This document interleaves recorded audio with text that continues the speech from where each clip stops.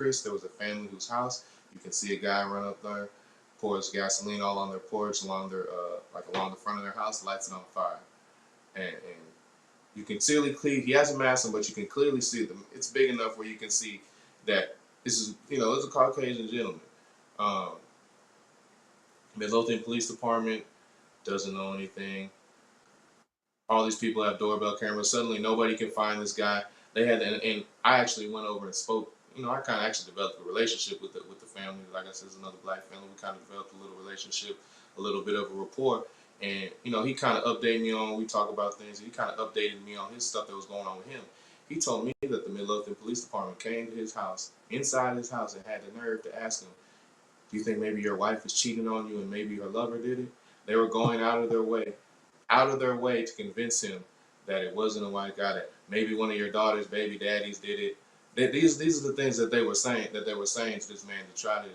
Or they was looking for our house. Yeah, just it was they said a lot of crazy stuff. There's another family that had I think this was like 2023 maybe, had like swastikas, go back to Africa, spray painted on their house. School board member wearing blackface but refused to recuse herself from the school board despite community members protesting her still being a member of the board.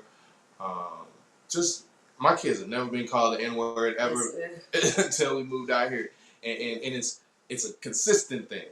And the thing that I've said before in other interviews, um, historically, prior to maybe 2020, really, Midlothian has always been a predominantly Caucasian town, right? Yeah. And with the past maybe 6, 7 years, 10 years, there's been a large influx of African American people moving out here, and there's been a lot of clashing, uh, back and forth. People who, and even in the comments with Chris, when in like the Facebook comments, the Ellis County Facebook or Ellis County, I think it was the Sheriff's Department page, Yeah. the Midlothian Police Department page, the comments were, "That's what happens when the demographic changes. If y'all hadn't built the basketball courts, they wouldn't have come. I hope he gets bent over a jailhouse bunk." I mean, these are the things that are coming from our so-called neighbors, because at the end of the day, they like to present this all-inclusive town, but there's still underlying racial tensions that they don't want to address, and they try to sweep stuff under the rug. Yeah. Yeah. And that seems to be the culture of a lot of the smaller. Yeah, it is. That's the culture They of Texas.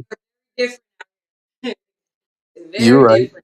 You're right, and it's sad because that's been the direction of this state for the past decade or so. Even though it is Texas, and hey, I'm a lifelong Texan, so we've dealt with different variations of things. It has.